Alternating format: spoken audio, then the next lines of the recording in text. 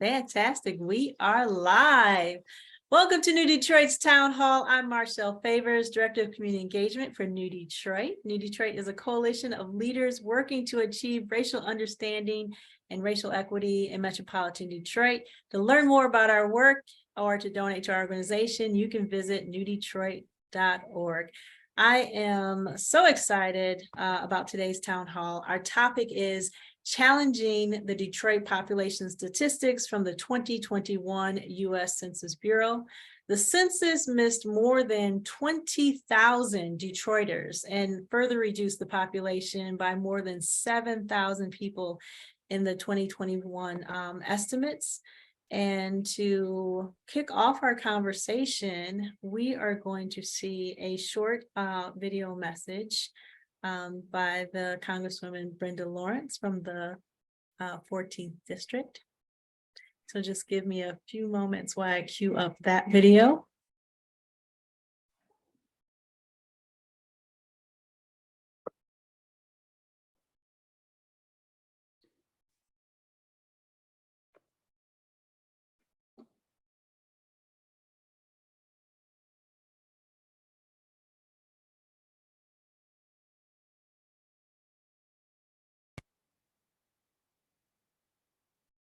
Good morning. My name is Congresswoman Brenda Lawrence, and I proudly represent Michigan's 14th Congressional District. I want to thank New Detroit for hosting today's town hall and facilitating this important conversation on the census. Our Constitution requires a fair and accurate census. Under Article 1, Sections 2 and 9, the Constitution requires that every single person in the United States must be counted. Census data play a significant but often silent role in our daily lives. The real world consequences that deprive our cities, our counties, towns, and tribal governments of their fair and intended share of vital resources for 10 years. The results determines funding for our schools, our teachers, and in high poverty area, economic development investments, highway and transit improvements, affordable housing, and healthcare programs. If the census are not accurate, then the annual population numbers that guide hundreds of billions of dollars each year in federal aid in our cities, communities, and families most in need, we know that they suffer. We are uniquely aware here in Detroit, as a city, we must have a meaningful way to challenge the annual estimates using high-quality administrative data to show that population and housing units are increasing more than the Census Bureau antiquated methods suggest. As Vice Chair of the Appropriations Committee and a member of the Subcommittee on Commerce, Justice, and Science, I successfully advanced language related to the Census Bureau's funding bill for the upcoming fiscal year. We told the Bureau, find a way to expand the scope of the population estimates challenge program so that cities like us, like Detroit, have a real chance to improve the accuracy of our annual numbers. I want to thank Gary Peters, Chairman of the Homeland Security and Government Affairs Committee, for successfully advancing language in the Senate version of this bill. We will use the judicial system to challenge the inaccurate 2021 population estimate. You know, we're Detroit, the comeback city. We are Detroit. We know how to fight, and we know how to stand up and use our voice, and we will not sit on the sideline. We will stand up and we will fight until we get the numbers that accurately represent us. Thank you.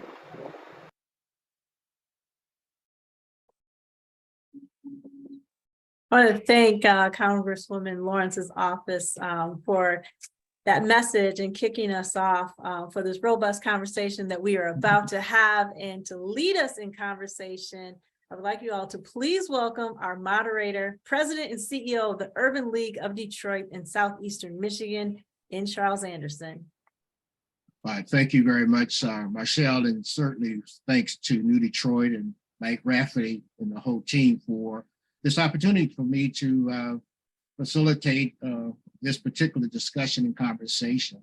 I also don't want to go too far before saying that we have a great deal of appreciation and thanks to Congresswoman Brenda Lawrence, who is winding up her tenure in Congress, and we're wishing her well. She has served our community very well, and we hope that we will see much more of her as she retires and returns to the community. We're very fortunate that we have a group of individuals who are outstanding in their own rights, who are participating in this forum.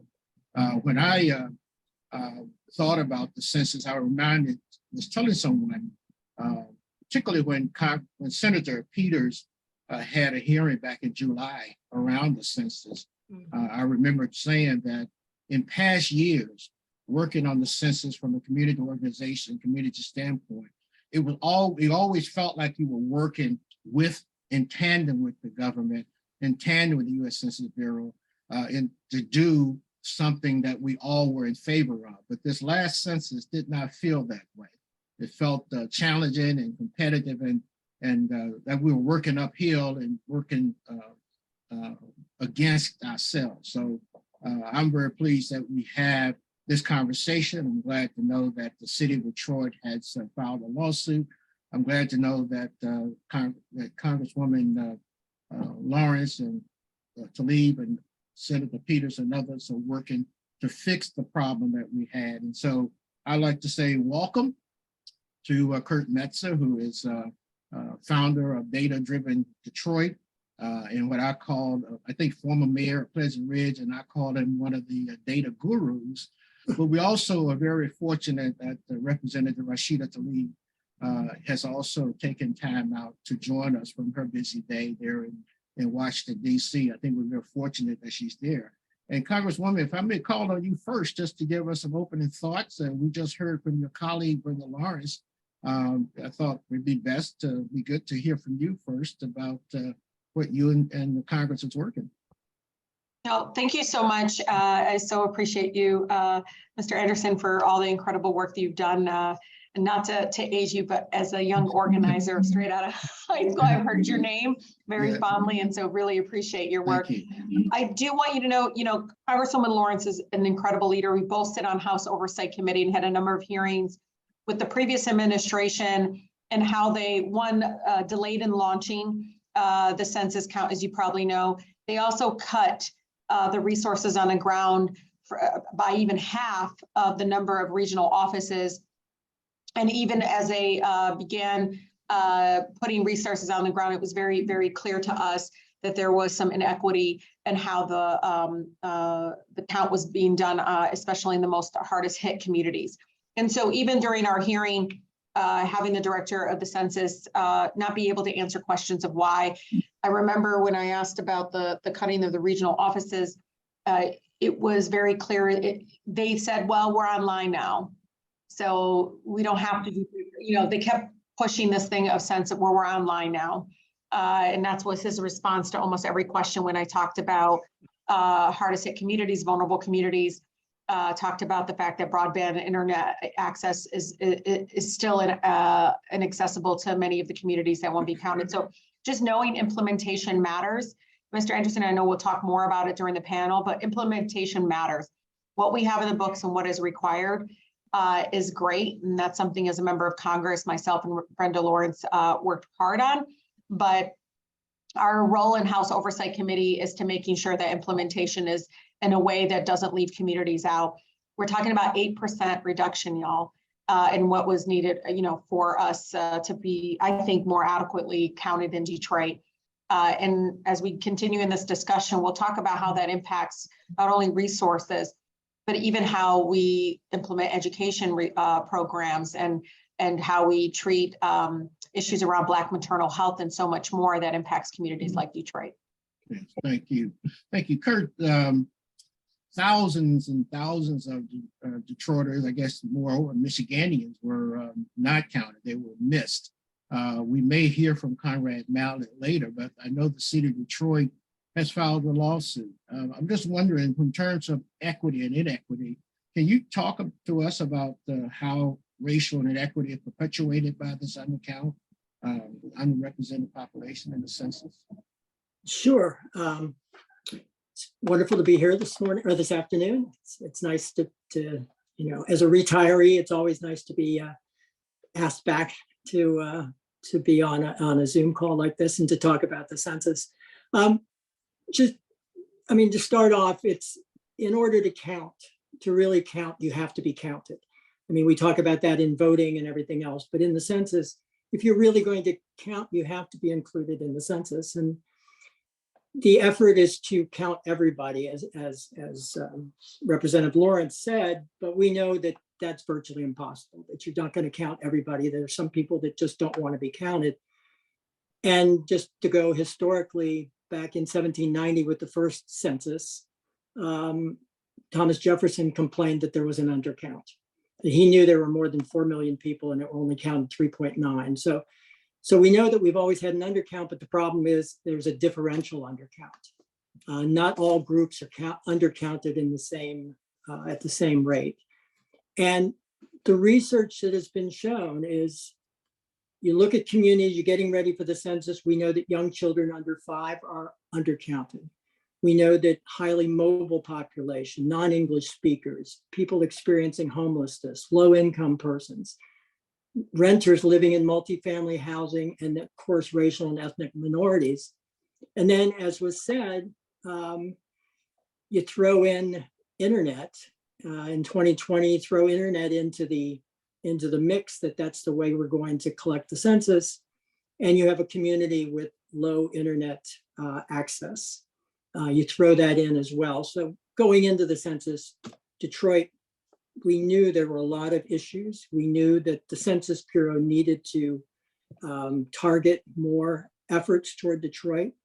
And so this historical undercount of communities of color, particularly African American, Latino, and Native American communities.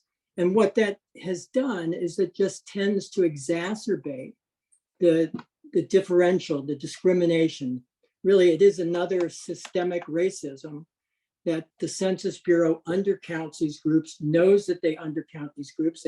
Research has shown since World War II that there is undercount, and we're seeing, obviously with the pandemic and everything, those numbers ratcheted up again this year.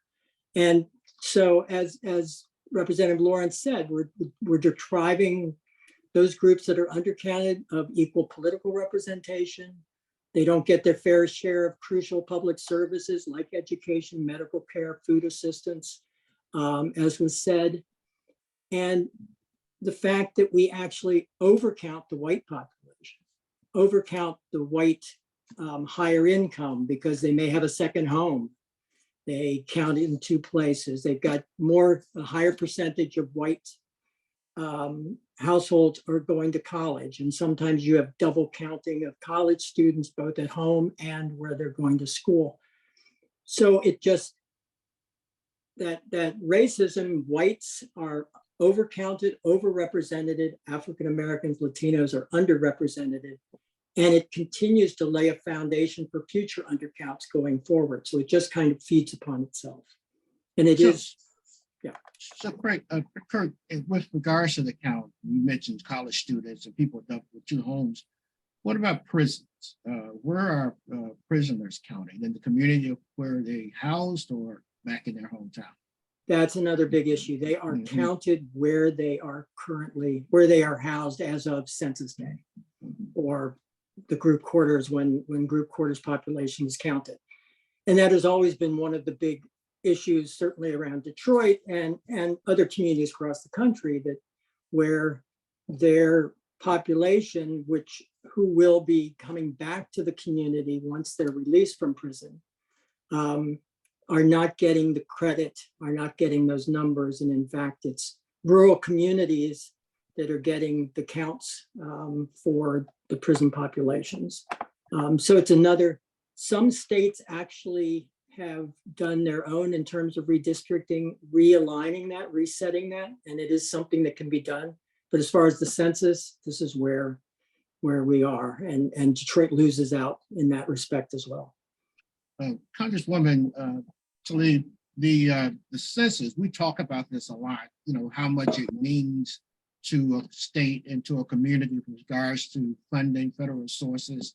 And I would say that we in Detroit and in Michigan are now living with some of the results of that census by virtue of losing a congressional seat, the reordering of state house and state senate seats, and the representation that will come from our community, notwithstanding those dollars. Can you amplify how critical it is with regards to those losses? I mean, the short answer is that the census nearly impacts every federal resource coming to our communities. Anytime the federal government is dividing up resources, it's almost always, majority of the time, I mean, literally almost, relies on census data to gain a picture of where the needs for the community are. And, folks need to know, I mean, this is over $500 billion in federal funding that we're talking about. Includes funding for programs such as Medicaid, our nutritious assistance programs, Section 8 housing choice voucher program, which is critically important for our community, Head Start, Pell Grants, federal Pell Grants, and even highway planning, the way they even put the infrastructure on the ground and construction, are all allocated to states and localities based on this census count. And so we're talking about, again, a huge chunk of money that we're going to be missing out. But it's not just, don't think of it only as dollars. Think of it as the impact on human life, whether or not people are able to thrive. I always say this, people shouldn't always be able to survive. We should also be able to thrive. And I feel like the census data not being as accurate as it should be is going to impact us for a decade now. So unfortunate. I don't know, Kurt or Congresswoman, you can talk about this, but the city of Detroit, the mayor has filed a lawsuit, and Alex Hill asked this question that every mayor, go back to Coleman Young, to the count. I recall the mayor speaking about this at the hearing, that if you go to the postal workers, or you go to the DTE Energy, they have more housing that are listed and counted in our community. So do you have a thought or comment in regards to the history of lawsuits against the census and the success of those that you can share with our participants? I don't know, Kurt, if you want to go, but I know this much. I think I want to commend the census workers that have come forward. I think having folks protected under the Whistleblowers Act and understanding that folks that can come forward and talk about, again, on the ground, what exactly happened. Like, Kurt talked about apartment buildings and how they treated those, and how, they bypassed or did not use the so-called proxy method in a way that, again, allows more an accurate count.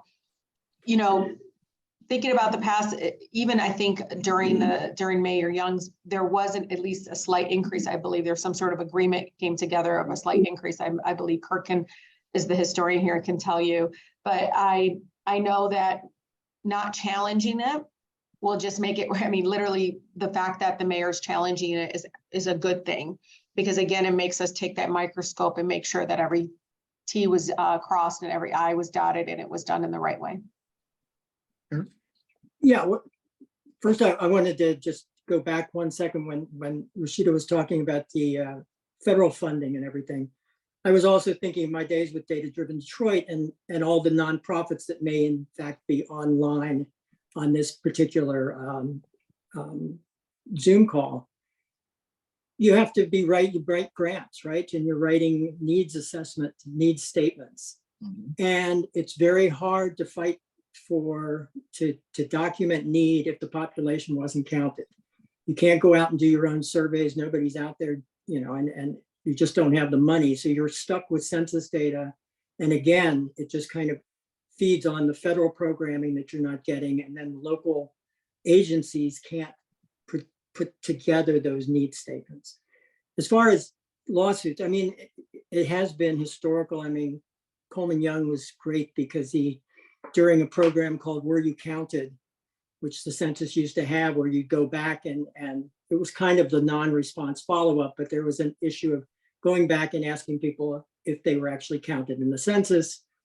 And he had police and fire going door to door, and people were more than happy to tell them that, no, I wasn't counted. And he actually, I think the city of Detroit accounted for a third of the nation's Were You Counted forms. So he just inundated the Census Bureau with numbers, and the Census Bureau finally kind of had to back off and say, yes, we're gonna add people to your population. This time around, we had the issues, obviously, with the pandemic. The city of Detroit was so prepared with Vicky Kavari and the mayor had really set up a program to address all these undercounted groups. And they had programming set up, and of course, here comes the pandemic, stops everything. And then you follow that with Trump trying to get a citizenship question, the idea of ending the census earlier than the Census Bureau recommended, the fact that the Census Bureau didn't send resources into the city that were necessary. The city had one of the lowest internet response rates of any large city in the country. There was a huge non-response follow-up workload in Detroit that was known, and yet the Census Bureau didn't supply the personnel in order to get that workload done. And it's my contention that there were a lot of housing units just skipped, or occupied units that were listed as vacant because they're rushing to get the work done at the end, and they just don't have the time. So I think, the city has to do a lawsuit. The problem is the Census Bureau is doesn't work very easily in terms of suing the Census Bureau. The Census Bureau is not very good at providing the data, the background, the detailed information, some of the confidential information that that the community needs in order to file that suit. But I think I've been involved in many of the discussions. I think the city is doing a tremendous job to pull together the information. We do know from DTE hookups, from water hookups, from Postal Service that we have a lot more occupied units than what the Census Bureau counted, and a lot more housing units. And during the process of prior to the census, between what we call the master address file, putting together all the housing units in the city of Detroit, between the point that was done with the census and the census number came out, somewhere we lost 50,000 housing units, which was more than any other of the 50 largest cities in the country. It wasn't even close. And our estimate in 2019, the population estimate, was so much higher. And I think we dropped more than I think 46. I think there were 3 other cities that had that kind of differential. But the population change between 2019 estimate and 2020 was dramatic. And so the question has been to the Census Bureau, what happened between putting together this master address file and the actual census count? What happened to those 50,000 units? And the Census Bureau has not been able to provide, or has not been willing to provide, that information yet. So unfortunate. I think Congresswoman Tlaib, in the census count and how it rolled out for the rest of all the states across the country. I guess the question I'm wondering, who's benefiting the most from this miscount and the realignment of dollars, so to speak? I mean, we did talk about a lot around obviously housing, health, and human services programs, you know, even around class size education resources. But behind all of that is the ultimate political power schemes that happen in regards to the fact that when you look at communities like ours, I mean, it's not by accident that right-wing extremists came banging on the door in downtown when the count of absentees was happening.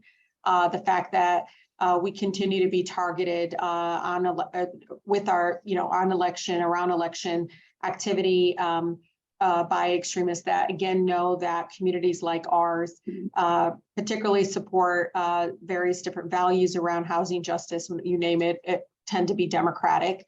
And so, you know, I think Director Anderson, one of the things that people need to realize is when these counts come, they define how we're represented at all levels of majority of the government, from the state Senate to the state House to Congress. And so, you know, now we're down from 14 to 13 congressional districts. If you look at other communities that were targeted, again, we're predominantly communities that look like ours that tends to lean Democratic. And so even in our hearings, it was very clear. Kurt mentioned the census wanting to ask about citizenship. Again, that's to deter many of my neighbors in Southwest Detroit from, you know, wanting to come forward. And again, you know, this impacts our education, our school system in Detroit. I think 30% of our school population is Latino. And so, you know, all of that to say is that people don't want us to have access to the democratic system because that means they would have to share power with us. I do want to say to the audience that we will take a few more questions if you have any, to put them in the Q&A in the chat so that we can get to them. I would just, based on what you were just saying, Congresswoman Tlaib, I think it was Florida picked up 2 new congressional seats. Texas may have picked up 2 or 3. I think North Carolina may have gained 1 or 2, while Ohio, Michigan, Illinois are losing. So the power shift is happening on a national level, and notwithstanding the gerrymandering that may have happened in some of those states. I mean, yes, I mean, Kurt, you could talk more about it, but absolutely. And it was happening beforehand. I mean, we have an independent redistricting commission, all this stuff happening. Of course, we know economy, jobs moving and everything, but we know even when before, like a decade later, Kurt knows, we got to understand and be much more intentional about hardest count. They call it communities that are harder to count, and specifically coming for where people are at. There's a question in the chat about, you know, what can we do to supplement? I'll tell you, I know for a fact, many education advocates, many healthcare advocates look at school population to figure it out where, you know, resources are needed. So I think it's important to know, even in, for instance, as an Arab American, we are not recognized on the census. You know, many folks put white.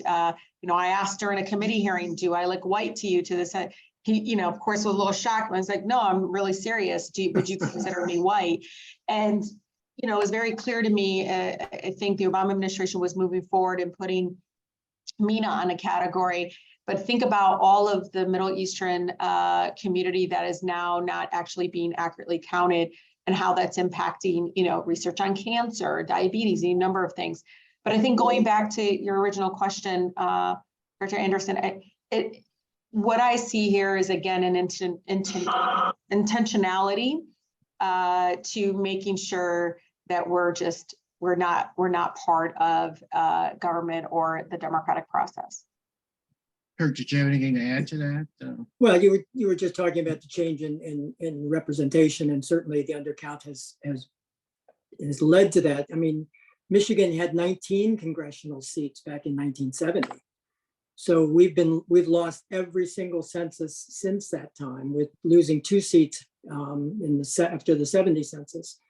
And then, you know, I think there was a wonderful job done by the Michigan Citizens Redistricting Commission, although we know that there were issues around majority African American districts, that they were cut down dramatically. And certainly the undercount of African Americans facilitated that. If the numbers had been counted accurately, we would have had a much different, probably, mix of districts around the city of Detroit. It would have been probably drawn much differently, but because there was such a large number of African Americans that were missed, they didn't show up in the redistricting files, and therefore they missed out on the redistricting itself. So we've seen this steady loss of political power in the Midwest and the Northeast. It's all going south. It's all going to the Southwest. And as Rashida said, it's been going now for decades. And this has just kind of kept that theme moving. Thank you, Kurt. We're very fortunate to have Conrad Mallett join us. He's the City of Detroit's Director of the Law Department, former Supreme Court Justice. But Conrad, Deputy Mayor, City Attorney, we've been talking about the lawsuit that the city has filed. And maybe you were late getting to the call because you were working on that lawsuit. No, I was late getting. I was late getting into the call because I didn't have the Zoom link, although it was on my calendar. So anyway, thank you very much to your staff. We've been for the last 20 minutes trying to get. Well, we're very fortunate we appreciate you joining. What I wanted to ask you to do, because we haven't done it justice, is kind of give us a sense of what's happening with the lawsuit, the basis, and where we are headed with that. So we've got a little bit, and I stress the little bit of good news. The little bit of good news is one of the things that the city asked for when we filed the lawsuit was the reopening of the 2020 opportunity for the city of Detroit to protest and file supplemental information as it relates to the population estimate that came out in 2021. What we said to the federal government was look, you promised in 2020 that the municipal population estimate appeals process would be put back in place after COVID, and that you intended to reopen that program in 2022, and they did not. The lawsuit that we filed, number one, said, well, then you must follow your own administrative rules. The good news is that they have now announced just this week that they are going to allow municipalities across the country to appeal the 2021 population estimate. Now, as Kurt well knows, what we have also asked for, and which is crucial to us being able to present an effective appeal, is we need to understand how they arrived at that number in the first place. And what they have not yet done, Kurt, is shared with us the algorithm that they used to come up with the number. They're holding that back, and we think that's key, which is why, Charles, we have not dismissed our lawsuit. A lot of people would interpret the fact that we now can appeal as a victory, and it's a partial victory. But the refusal to give us the data that we need to appeal effectively is really very Pyrrhic. That is, okay, we can appeal, but we still don't have a basis upon which we can actually challenge the methodology you use to come to the wrong conclusion that you've published. Now, we also have a lawsuit an appeal for the 2020 census count. And that's going through a regular process, which again, as the congressperson well knows, is going to take years. I mean, they'll get to it when they want to. There's no immediacy. And so, but the 2021 population appeals estimate complaint really, we think, has tremendous viability. If we can get the methodology, if we can get the algorithm that the census applied, we can successfully, we think, challenge the conclusions that they reach for 2021. And frankly, that's going to provide us, Charles, a basis to strengthen the claims that we're making about the 2020. I'm sure that they figured out that if they give us the 2021 algorithm, we're going to assume that's what they use for 2020. And whether they did or not, we're going to be able to make a hell of an argument that they behaved inappropriately. The congressperson and Kurt have talked about all the things that were done. But let me just take you through the 4 arguments that we presented. One I just discussed, which is the Census Bureau did not follow its own rules.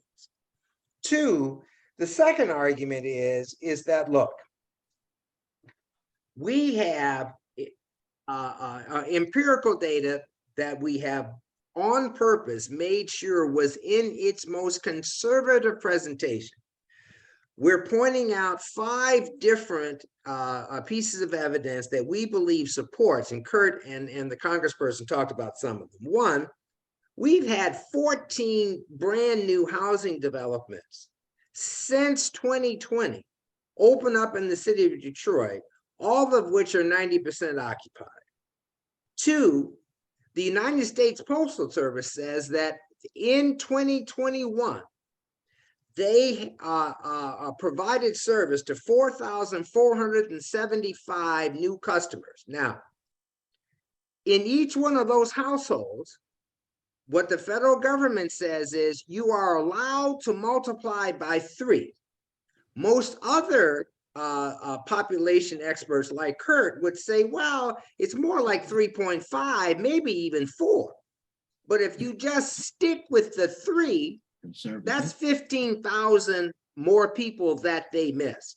Evidence that everything that the congressperson and Kurt said about the failure to do the work effectively is true. The second thing we pointed out is that the Detroit Water Department turned on 6,964 new water service opportunities. Again, you do the math by 3, you come up with close to 18,000 persons that we believe minimally were missed. 4, the land bank sold in 2020, between 2020 and 2021, more than 1,500 houses. Finally, the last piece of evidence is DTE. They said that they turned on electricity to 7,544 persons.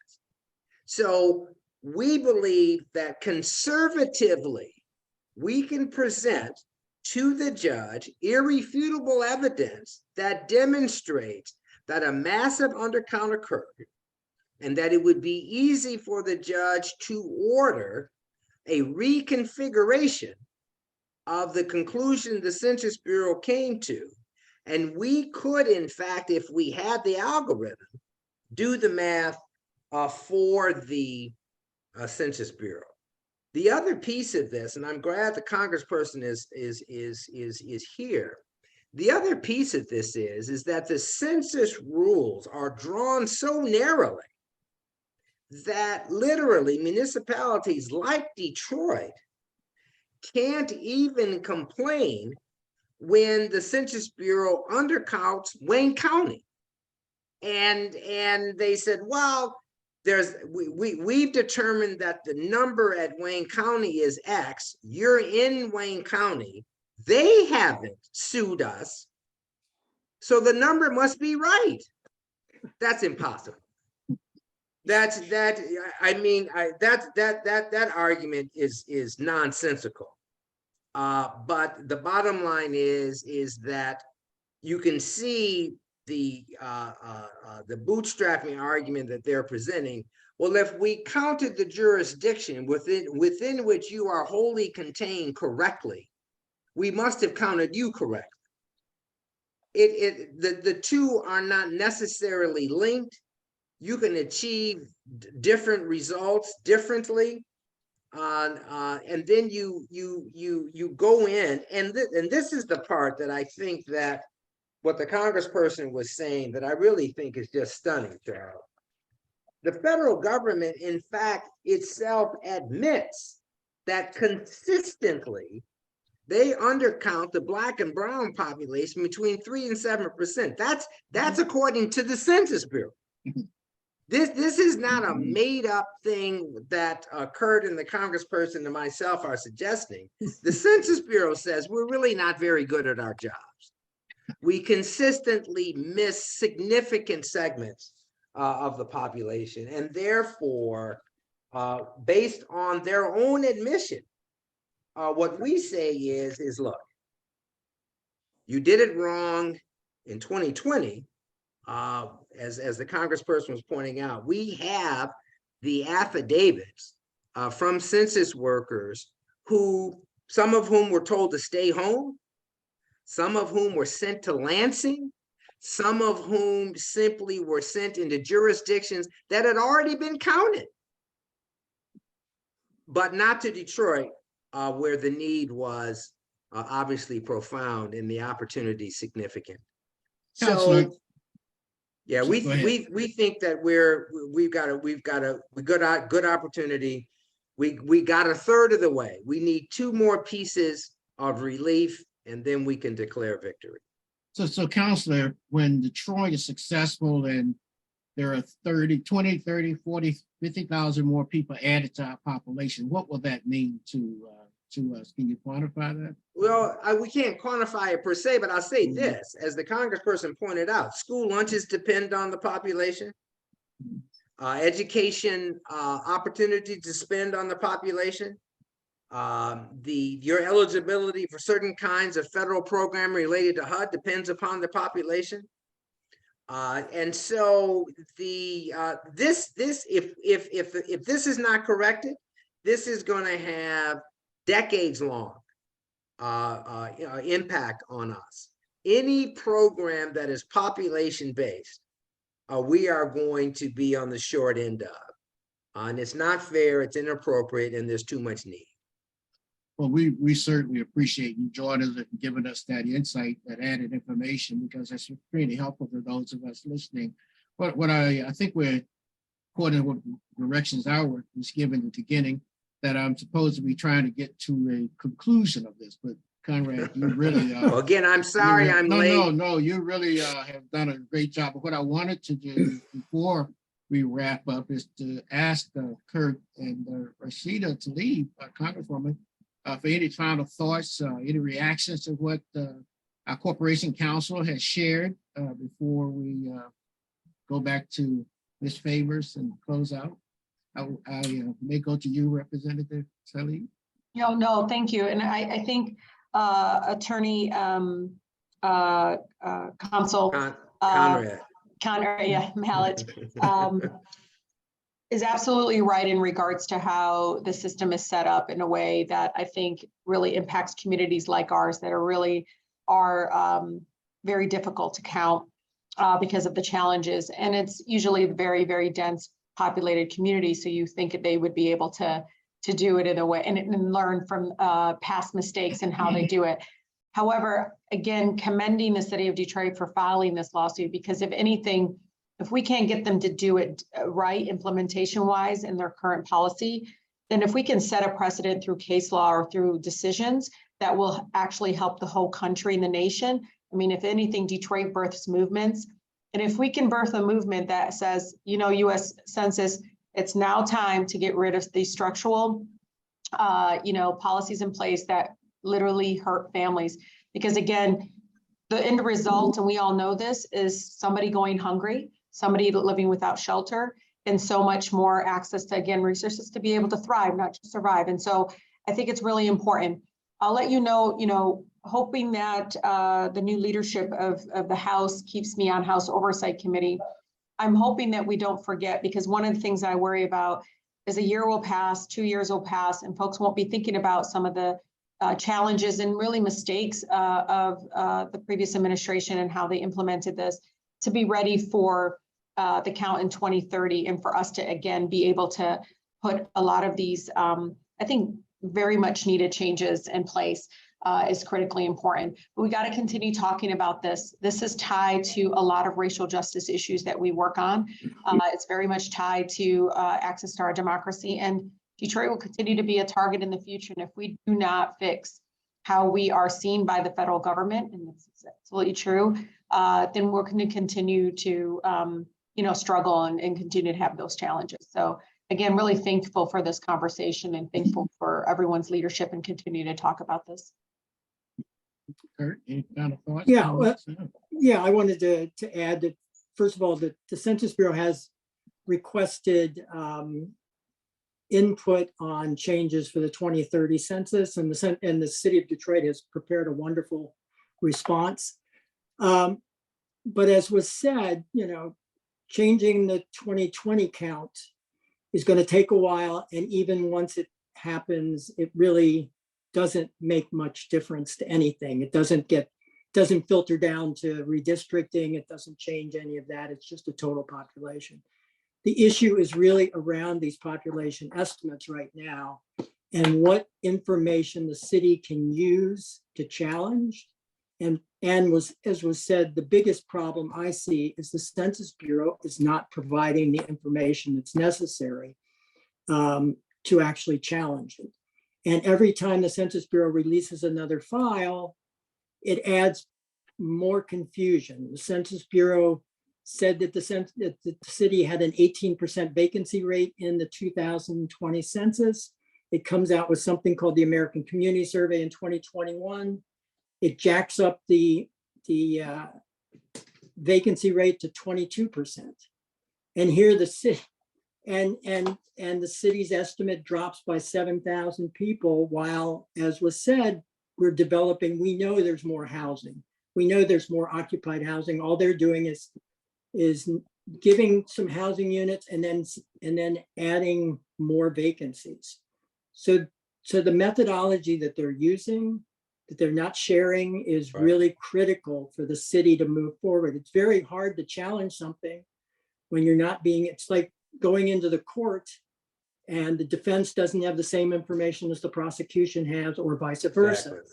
How do you challenge anything when you don't have the information? And the Census Bureau is very hesitant, very quiet about what the cities need. And I think it's become very apparent, and the number of suits are going to continue to grow.